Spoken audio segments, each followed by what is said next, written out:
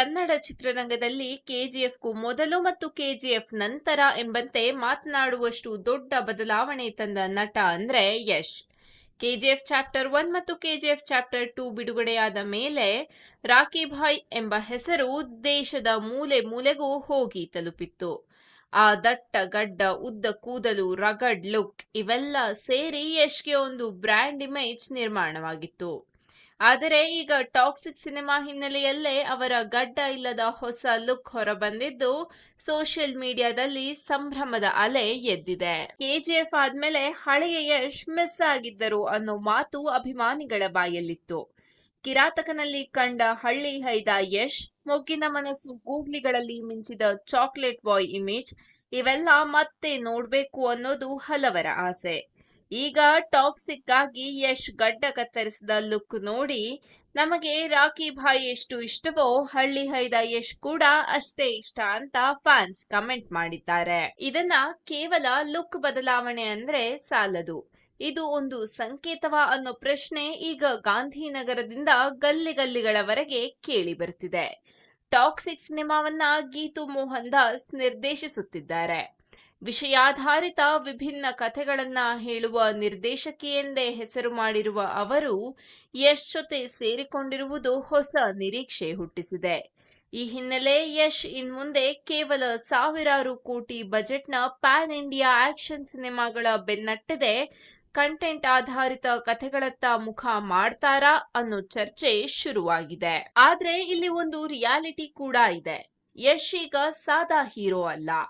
KGF ನಂತರ ಅವರ ಮೇಲೆ ಇರುವ ನಿರೀಕ್ಷೆ ಭಾರಿ ದೊಡ್ಡದು. ಅವರ ಸಿನಿಮಾ ಅಂದ್ರೆ ಅದು ಕೇವಲ ಕನ್ನಡದಲ್ಲೇ ಅಲ್ಲ, ಹಿಂದಿ, ತೆಲುಗು, ತಮಿಳು, ಮಲಯಾಳಂ ಎಲ್ಲಾ ಭಾಷೆಗಳಲ್ಲೂ ಬಿಡುಗಡೆಯಾಗಬೇಕು.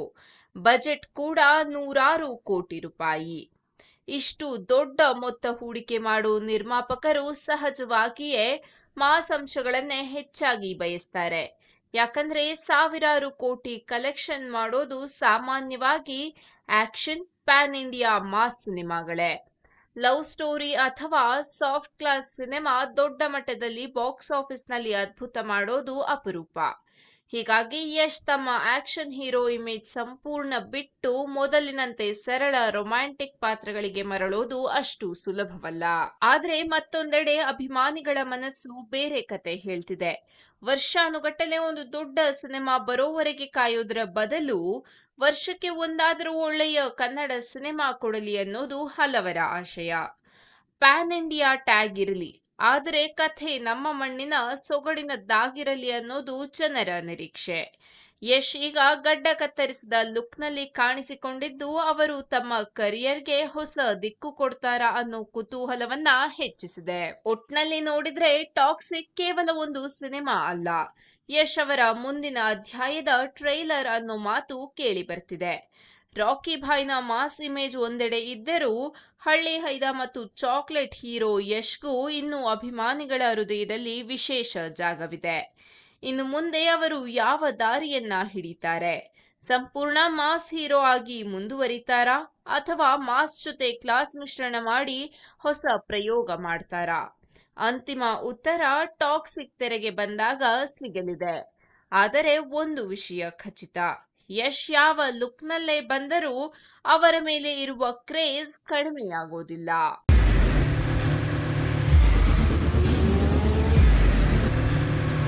ಪ್ರಜಾಮಾರ್ಗ ನ್ಯೂಸ್, ಇದು ಜನಸಾಮಾನ್ಯರ ಧ್ವನಿ. ನಮಸ್ಕಾರ.